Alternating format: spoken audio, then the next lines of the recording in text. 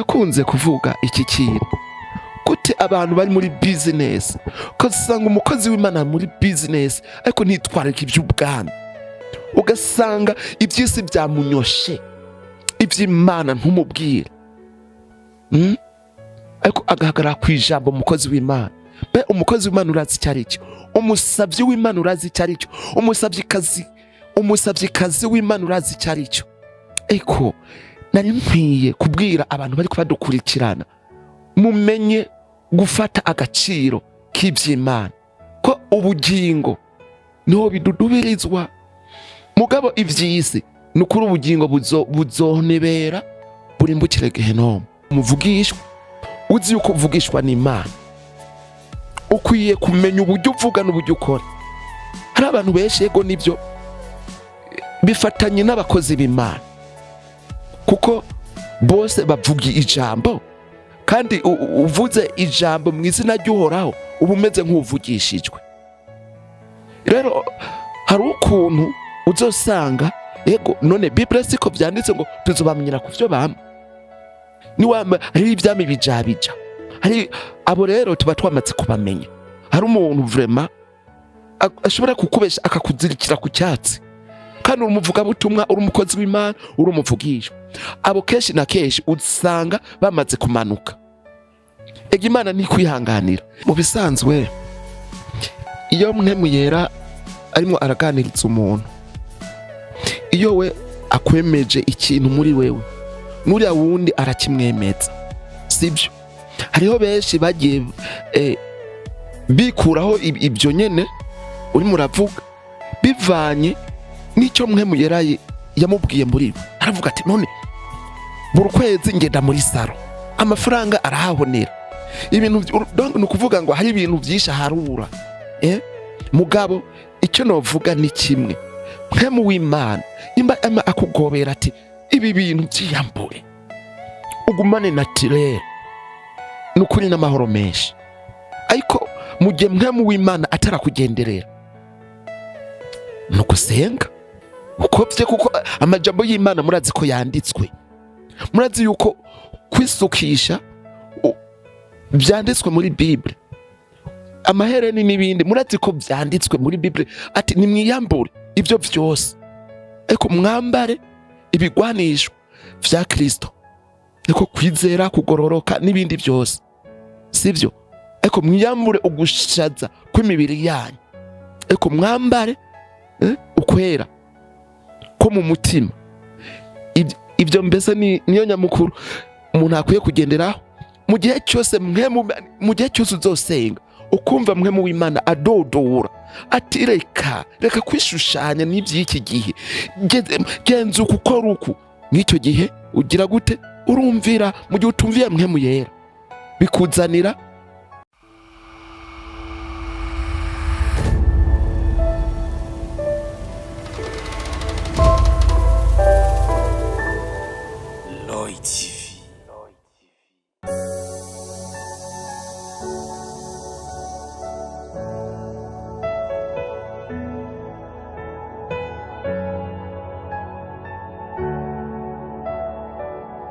Mwaramutse namwiriwe ku bantu mwese muko murankurikirana, umwe wese vanye na aherereye.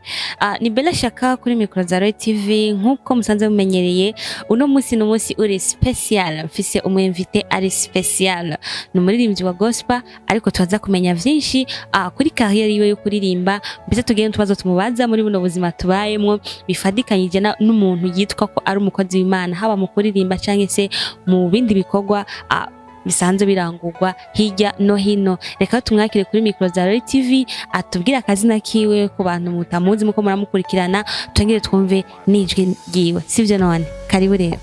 Okay, merci beaucoup. Murameze neza? Eko turashima Imana. Karibu kuri mikro za Roy TV. Uramutse abari ko barakurikirana bose, ugira n'akajambo babwiye. Eko ndabaramukije abo kuri Roy TV. Je nitwa Mordecai, umuririmbyi, umuvugabutumwa, kandi ndabikora neza muri no minsi. Ego shalom shalom. Natwe tumubwiye duti karibu kugira ngo twumve ivyo uza kutuyagira. Mordecai, turashaka kumenya uvuze yuko uri umuvugabutumwa kandi w'umuririmbyi sivyo none mbega ni ryari watanguye kumva yuko ufise impano yo kuririmba byakujemo gute? Kuva nkiri muto ni ibintu byaguma binzamwo ugasanga ndimwo ndaririmba ndirimba gushika yaho negeye imbere gato ntangura kumva noja muri studio, ariko igikorwa cyo kwinjira muri studio nagitanguye mu kumunani ukwezi kwa 10 niho ninjira muri studio dukora ururimbo rwa mbere. Okay, mbe none kuririmba gospel mubikora nko gutanga ubutumwa nyene bisanzwe canke mubikora nk'akazi, birimwe akazi birabahemba bimeze gute? Je nibaze yuko ari igikorwa cy'Imana ivuga butumwa tuba tugombye kubicisha mu ndirimbo. Urazi ko n'igihe cya kera mu batwitangiye imbere urabona ko Imana abwira ati Mose bwira abisirayeli batonde urugamba nimugwane ariko mushire ko muririmbe muhimbaze muraba gakiza oragira bazanira. Niko vyagenda rero kuririmba sinobivuga ko nabikoze kugira ngo nze ndonka amafaranga, ahubwo nabikoze kugira ngo mbwire abantu ubutumwa bwiza, kubera benshi barafashwa n'indirimbo. Abantu batumva ubutumwa bwiza ariko bumva indirimbo.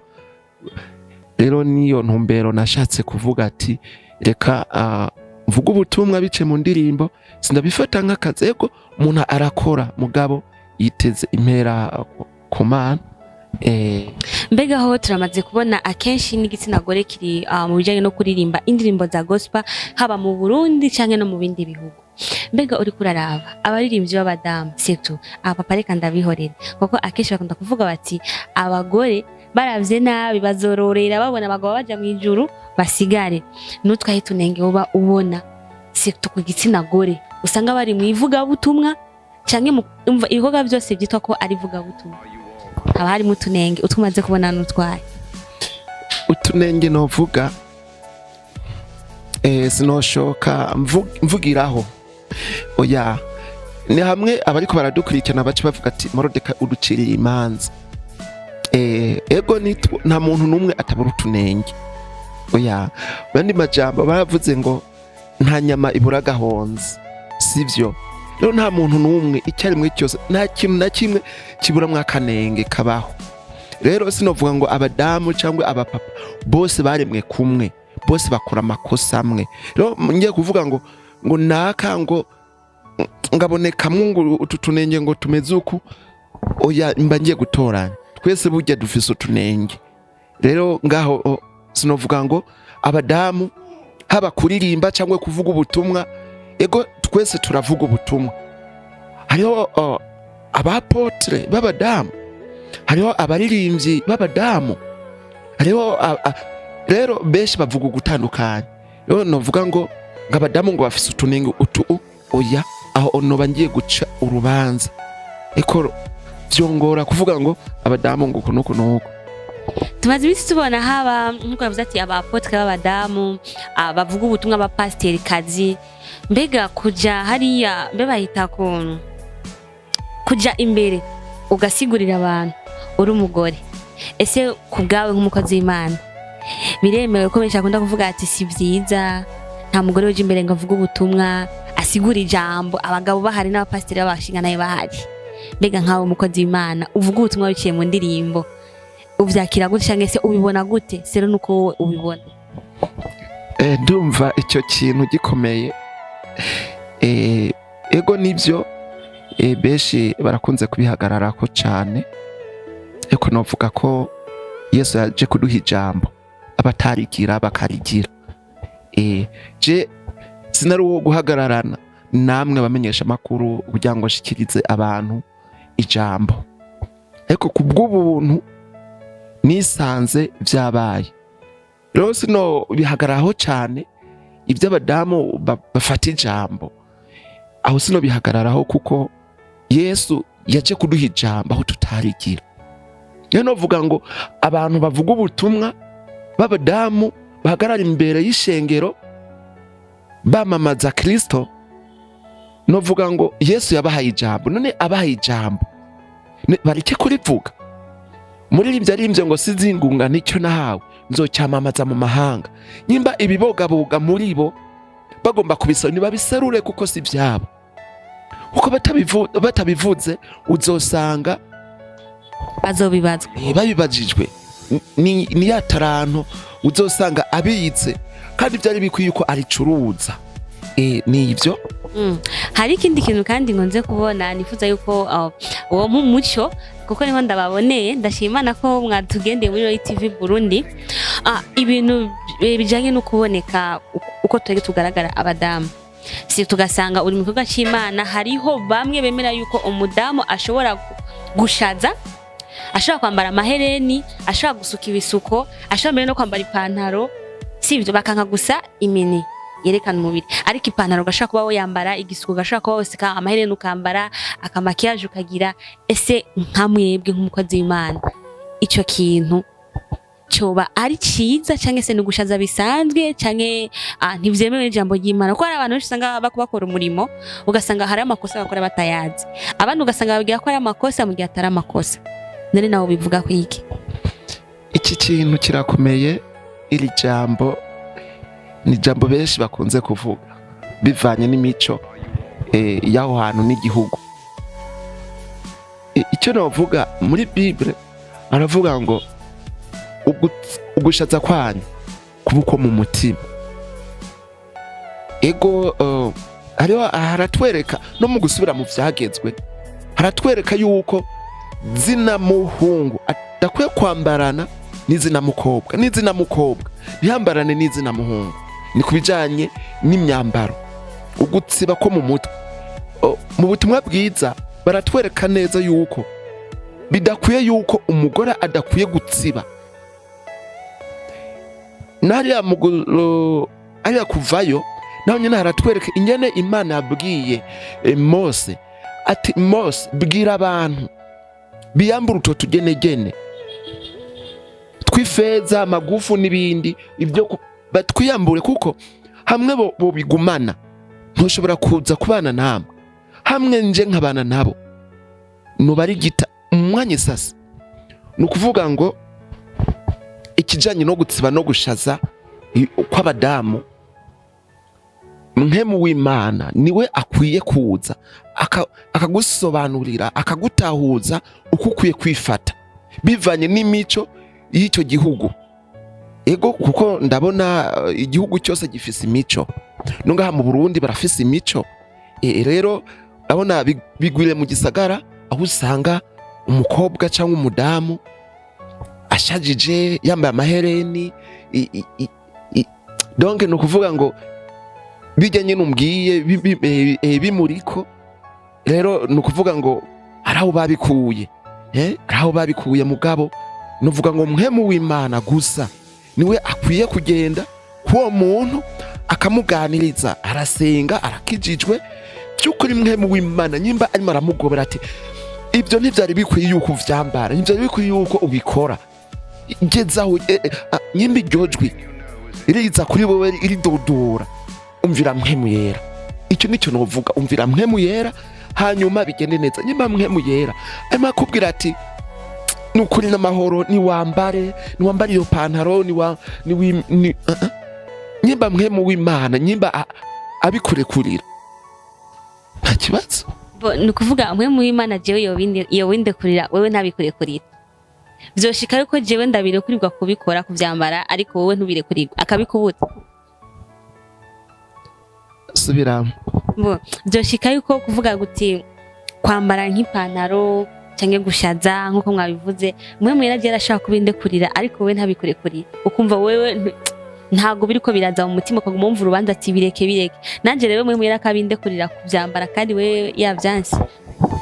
Mu bisanzwe iyo Mpwemu yera arimo araganiriza umuntu, iyo we akwemeje ikintu muri wewe, nuriya wundi arakimwemeza, sibyo?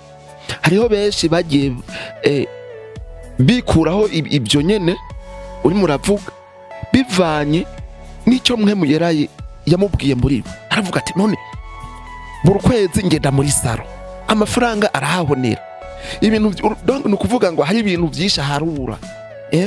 Mugabo icyo novuga ni kimwe, mpwemu w'Imana nimba akugobera ati ibi bintu byiyambure ugumane naturel, nukuri n'amahoro menshi.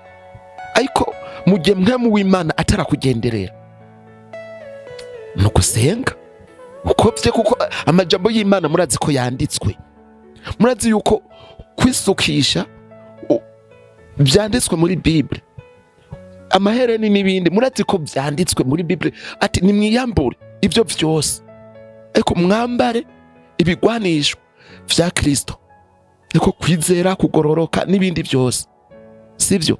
Ariko mwiyambure ugushaza kw'imibiri yanyu, ariko mwambare ukwera ko mu mutima.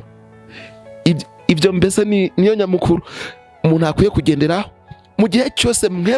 Mu gihe cyose uzosenga ukumva mpwemu w'Imana adodora ati reka kwishushanya n'iby'iki gihe, genza ukukora uku, n'icyo gihe ugira gute? Urumvira. Mu gihe utumviye mpwemu yera bikuzanira nawe ucubyumva. Sawa, tugaruke rero mu kuririmba no guhimbaza. Ibyo twanze tubyihorere.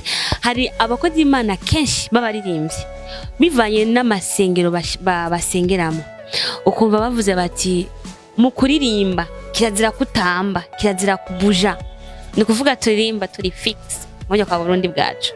N'abandi bavuga bati kuririmba tazira tamba, ebaga rusha kujyame hasi muguri kurahimbaza. Mbega guhimbaza Imana tugiye guhimbaza turi fixe canke n'ubwo umuntu yotamba nico ikabira nta ngorane? Ibyo birenga mu Burundi mashengero amwe, ego ndazi yuko gutamba atacya na kimwe kirimo. Abo bagiye kuzana ibyo n'igihe Mose yaduga umusozi akamara iminsi 40 ku musozi, agiye kumanuka asanga Abisirayeli bariko batambira ikigirwamana. Ko mw'iyo minsi Mose ari ku musozi, umpangaze niko vyanditswe muri Bible n'isezerano rya kera. Icyo gihe yaramaze iyo minsi Abisirayeli, Bible irambwira neza yuko Abisirayeli bagiye bagora ntuzenya Aroni ati tubazire ducurire ikimana dukwiye kugira gute gusenga gusaba. Rero biyambura amagufu, biyambura amahereni, iby'agaciro bari bafise babihereza Aroni. Aroni nawe aca bacurira ikigirwamana. Amaze kubacurira icyo kigirwamana, Abisirayeli rero baca bagira gute? Baca bavyina icyo kigirwamana. Bamaze kuvyina icyo kigirwamana, Mose arimo arasenga, yumva ibintu byinshi by'ugwamo. Imana imubwira ati manuka urabe babantu. Amanutse abona Abisirayeli bariko baratamba bigina biterera hejuru, ati iyi ni ya Mana dukura muri Egypt. Rero Mose biramurakaza, bimurakaje agira gute? Amena bya bisate, cya gisata akimena hasi kirameneka, cya gisate cyabiko byagezwe. Yitanaburira ko impunzu kuko yarababaye. Ayo makuru, ayo mastori murayazi muri Bible, niho havuyeho icyo kintu cyo kuvuga nti bamwe badatamba niho bakuye ayo majambo, bavuga ati twebwe dutambye uzosanga turimo turatamba ibitari byo. Mugabo Imana yacu dukwiye kwifata uku, nitwinyeganze tumeruku, sivyo? Niho bakuye iyo ntuzeye. Nukuvuga ngo aba batamba baca bavuga ati bajya abantu bariko batamba ibyo ibitari byo, ibigirwamana iki. Rero aho vyavuye naho rero nabo ntidukwiye kubacira urubanza, nta kibazo biva n'imyimenyerere yabo, ibyizegwa byabo, nta na kimwe. Mugabo gutambira Imana si icyaha kandi si bibi. Ni ngaha mu Burundi gusa mwayo mashengero mugabo iryo shengero hanze y'u Burundi baratamba aba mu Rwanda muri Kongo Tanzania Kenya n'ahandi mu bindi bihugu barabuja barakoma amashi baratamba bariyereka kuko Dawidi muribuka yuko yatambiye Imana yibutse iby'Imana yakoze aratambira Imana ati Imana ndagushima Imana ndagutazira wewe wibuka umugorwa wewe ukura umuntu ku cyavu kuko urazi Dawidi yari umwungere ntabwo yarazi yuko yobaye umwami atwara Abisirayeli nta mashure yari yize rero yibutse iby'Imana amukoreye Imana ikamuha ihanga rikomeye rinini kugira ngo ariyobore aba umutunzi aba umuntu ahambaye avuga ati Imana ndagutambira ndaguhimbaza nibutse ibyo wakoze ego gutamba nta na kimwe n'amaromeshi. Murakoze cyane. Hari ikindi kintu dukunze kubona ku bintu bita ukuvugishwa abavugishwa ukazibona umuntu mubona akubonye ubwa mbere atangiye kuvugishwa za ndimi kujya kuntu babivuga robo kujya kuntu bavuga ese bujya buvugishwa bumeze kuriya ko tuzi ko turi mu imisi turimo isa n'imisi ya nyuma umuntu yomenya gute gutandukanya ubuvugishwa bw'ukuri n'ubuvugishwa bw'ibinyoma kuko abantu benshi aho uciye hose n'umuririmbyi agitangura kuririmba afata gusa mikro ro atangura kubivuga sinzi bagengira nivyo basoma canke nimwe mu yari bayamanutse mbega two bitandukanya gute iki gihe ego nivyo ari abavugishwa n'Imana kuko na Bible irabashingira ku intahe muvugishwa n'Imana Yesaya ribuka ko Imana mutumye kuri Hezekiya umwami Hezekiya imaze kumutuma Yesaya abwira Hezekiya ati tunganya ivyo mu rugo iwawe nyimba rukuraga abana nyimba ari iki utunganye kuko ugira upfugende abavugishwa n'Imana bariho Bibiliya abishingira intahe Hezekiya urabona yuko yaciye yitanamurira kw'impuzu arapfukama arasenga ahamagara Imana ati Imana ibuka ibikorwa nagukoreye Imana ibuka ubuntu nagiriye abantu benshi ibuka ineza nagiye nkora ibuka Mana ibuka Hezekiya amaze guse umva Yesaya yari umuvugishwa yamaze no kugenda ariko Imana iramubwira ati genda asubirayo umubwire ati ugusenga kwawe yakumvise maze bimaze kugenda uko Yesaya agenda kuri Hezekiya ati mu myaka yawe iyongeyeho imyaka 15 bivuga ngo hari bikorwa byibutswe ubundi ho imirimo dukora iribukwa rero abavugishwa keshi na keshi Imana irabakoresha sinopinga ubuvugishwa ariko Imana avuze ko bice mu buhanuzi mu buvugishwa abavugishwa bukuri n'abibinyoma ngira ntanga akakantu tuzobamenyera ku byo bantu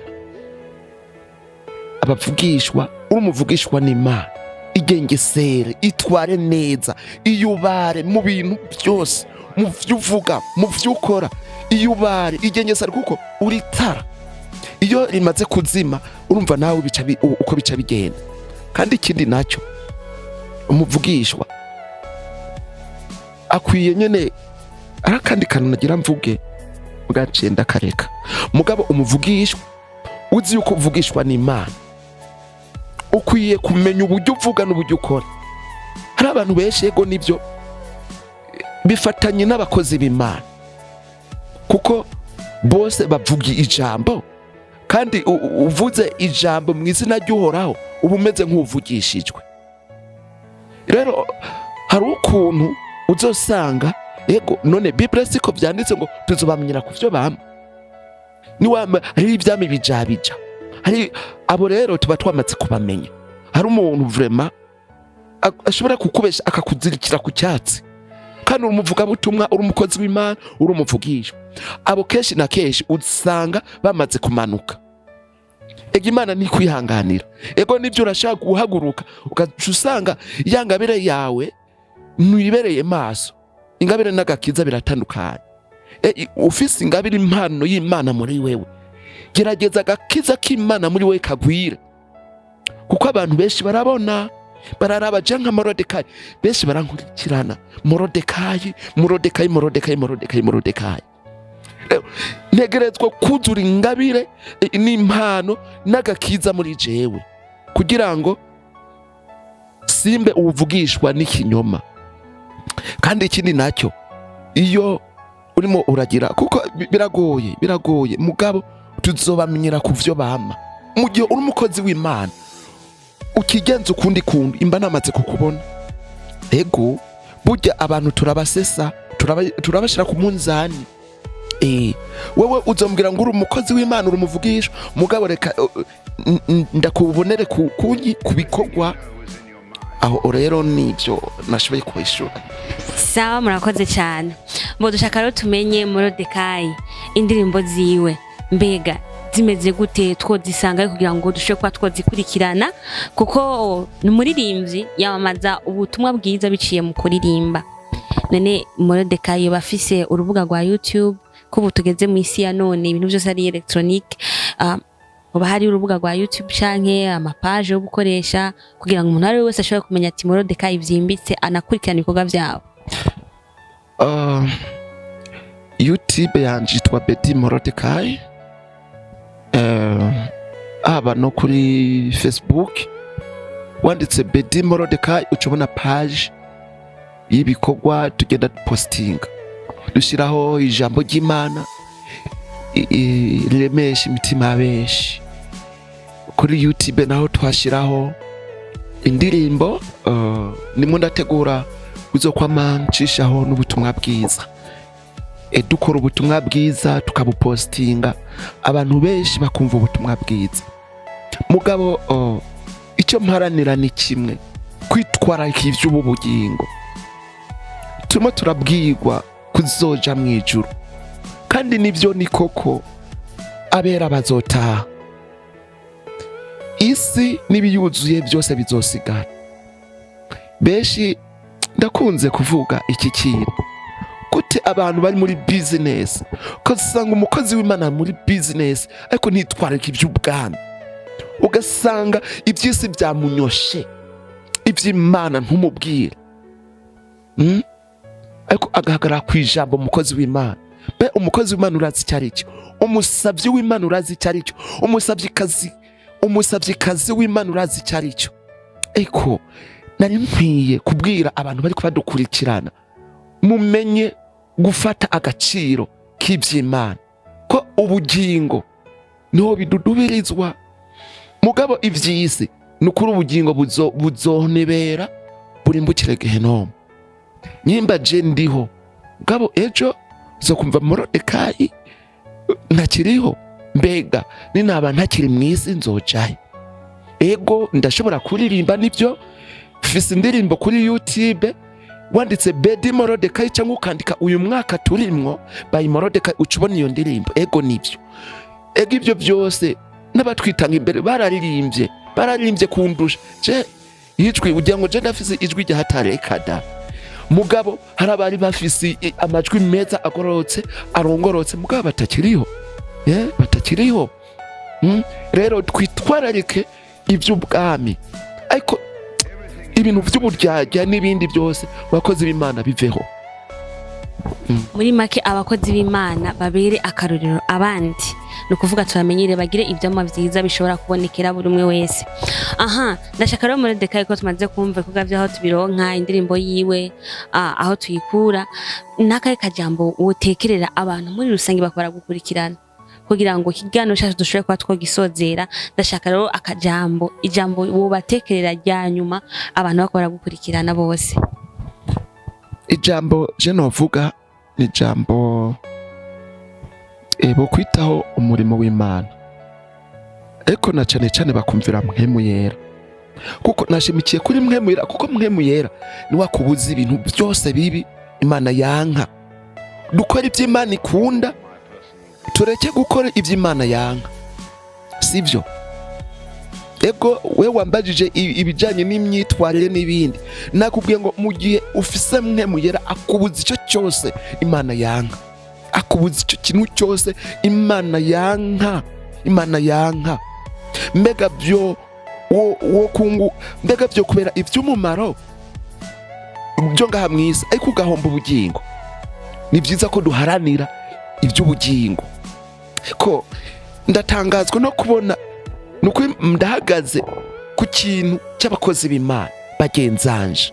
Nimuze dukorera Imana tuvaneho uburyarya, ubu escrow.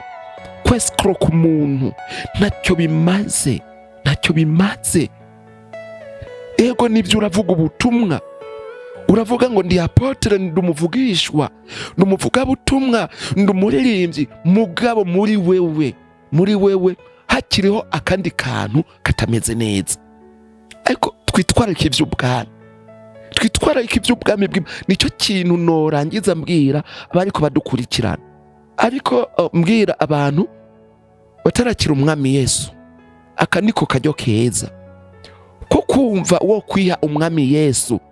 Yesu araryoshe, iyo umusemuye ko urumva aryoshe cyane, kuko niwe azoguha ubugingo, kuko nawe uzoshika kwa data atari wamujanye, kuko Mpwemu Yera azokugerereramwo mu gihe wamaze kwakira Kristo. Ego nibyo ni koko. Hari ijambo rivuga ngo murabe, wirabe nturabe mugenzi wawe, sivyo? Nturabe mugenzi wawe, korera Imana utaravye naka, kuko niwakorera Imana uraba naka uzosanga nawe urimo urakora ibitari byo, urimo urakora muri zero. Ariko byari bikwiye yuko dukora mu buryo bwimbitse, twandikisha ibitsibo, umwe wese azohabwa ingororano bijanye n'ibikorwa yagiye akora. Kandi ikindi nacyo, ibikorwa byose bizopimwa. Hari ibikorwa bizosha n'ibindi bikorwa bizorokoka. N'imirimo myiza abera bagiye bakorera Imana mu mpwemu no mu kuri no mu kugororoka. Ko nk'ubu unshobora gufasha imfuvyi n'abapfakazi ngo nimo ndakora ngo ibikorwa by'umusamariya w'imbabazi, mugabo ugaca usanga ibyo bikorwa nimo ndabikora kugira ngo niyerekane ari ikindi kintu nimo ndaviza, sivyo? Ibyo rero ni bure Imana ibicisha mu murongo. Ni bya bikorwa rero bizosha, byose bizoca mu muriro, bimwe bizorokoka ibindi nabyo bishe. Niko bimeze. Rero benshi bazotangara bya bikorwa byabo bigize gute bihiye, ati narafashije, narambitse umukozi w'Imana, narashigikiye ivugabutumwa, narakoze ibikorwa byinshi, mugabo bazotangara bya bikorwa byabo bihiye. Byose bizosha, n'ibikorwa bya Morodeka ibizosha. Mugabo ni byiza ko dukora ibikorwa by'Imana tuvuga duti turimo tubikora mu mpwemu no mu kuri no mu kugororoka, ndimo ndangamiza mu ijuru. Aho nicyo kintu novuga ko benshi bariko barakora ibyo bikorwa. Ariko abatarakira umwami Yesu novuga ngo kuba karyo ko kubasengera, tukarangiza tubasengera tuvuga ati bahinukire mu biganza vya Yesu. Sawa, reka tugwe iminota yo gusenga. Ariko arakaririmbo maze gukora ariyo kapera, tutaratangura ikiganiro wambwiye ati uze kuvuga agakorasi cyangwa akantu gato. Okay, nibyo. Nta jambo na rimwe rivuye kumana ribura ubushobozi ku muntu aribwiwe, nk'uko vyanditswe muri Bibiliya, bisaba uvyizere usanga byabaye. Ego abariko badukurikirana reka tubasengere, kandi aho twuba twabikoze ukutariko, ushobora kuba watsitajwe n'amajambo twabagijijeho, na cyane cyane ku bantu bari kubakorera Imana. Yego ushobora kuba watirimukijwe, nibyo ni koko, ariko ndagusabye imbabazi, mbabarire umpangaze. Mugabo icyo no kubwira cyo, korera Imana mu mpwemu no mu kugororoka, amira ibyamwe abantu benshi, bera umuco abandi, bizoba byiza cyane. Mana mu ijuru, ndagushimiye, ndaguha icyubahiro. Dutanze ijambo ryawe hano kuri no mikro, abariko badukurikirana hano mu gihugu cyacu no hanze y'igihugu. Mana, abariko bakurikirana rino jambo bishoboka kuba y'abatsinze, Mana aho ryabatsindiye mwami uhoraho ubaramire ubavyure. Mana ndazi yuko uramira uwaguye. Mana umuramire umuvyure ahagarare yeme. Kuko ijambo ryawe mu vyahishuriwe Yohana rirambwira neza iryo jambo mu gitabo cya nyuma cy'ivyahishuriwe Yohana. Harambwira neza ngo inyuma ya wa mugwa azoba yimbwa n'abarozi n'abashakanye n'abasenga ibigirwana. Mana n'umuntu wese akunda kubesha akabikora. Mana ndasengeye uyu muntu muri byo byose abikora. Mana umuharire umweze umutunganye. Mana uhoraho agaruke kuri wewe yama ivyamwa vyiza mu izina rya Yesu Kristo. Mana ndasengeye n'abantu batarakwakira bakira umwami Yesu Kristo, binjire mu mugwi wo kugukorera, bahebe ubusambanyi, bahebe ubwicanyi, bahebe ibyaha byose mwami bibatwara mu kuzorimbuka mu izina rya Yesu Kristo. Baze kuri wewe wa Mana we mu izina rya Yesu Kristo. Sengeye abaririmbyi icya cy'ubusambanyi cyabanyoshe, Mana yo mu ijuru ubakure muri ibyo barimwo, ubahebeshe ibyo vyaha mu izina rya Yesu Kristo. Mana ufite inzira zitandukanye ushobora kuzana gukura umuntu muri ibyo vyaha. Mwami ubasange mu byo barimo, ubahebeshe ibyo bintu. Abakozi b'Imana ibyo bamwe barakora bitari byo, Mana ubasange ubahebeshe ibyo bintu mu izina rya Yesu Kristo. Ndasengeye mwami ningo mwami z'abakozi b'Imana, eka mbese ningo zabera ndazisengeye nazo nyene izari zigiye gusambuka. Mana uziramire uzubake wa Mana we mu izina rya Yesu Kristo. Urakoze Mana, ndagushima kandi ndagukengurukiye muri bike dusenze byinshi. Mana wo mu ijuru bikore mu izina rya Yesu Kristo. Amen, amen, amen. Amena. Yari Mbega shaka rero kuri mikoro za Royal TV. Reka turangirize ngaho kino kiganiro, ndakwibutsa gukanda abonema wowe wakurikiranye kino kiganiro uhora ukurikirana Royal TV utarakanda kuri subscribe. Gira abonema, ushireko like na partage kugira ngo buno butumwa bwiza bushikire abenshi bashoboka, rino sengesho rishobore kuba ryokiza abenshi bashoboka aha kwisi aho bari hose aho baherereye. Reka tubashimire kuri mwese mwafashe umwanya kugira ngo mukurikirane ikiganiro cyose gushika hagiherere. Ndagushimira ugire aho ubahwe. Yari Mbega shaka Royal TV Burundi weekend. Bye bye.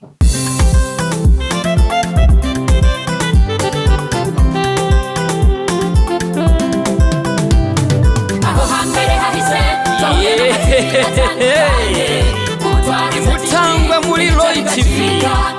Ibi byose tukaba tubikesha umutama w'amateka bita Roy wubahwe. Icyo utarabona uterekwa no kuramba, ngwino nyaragase duhuriye muri Roy TV. Ibiganiro byiza muzobisanga muri Roy TV. Amakuru meza muzoyasanga muri Roy TV. Ibintu byose bigenda bisa muri Roy TV.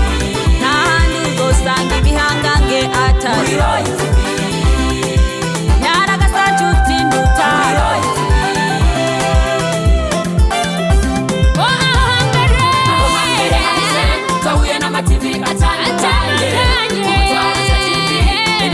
Chica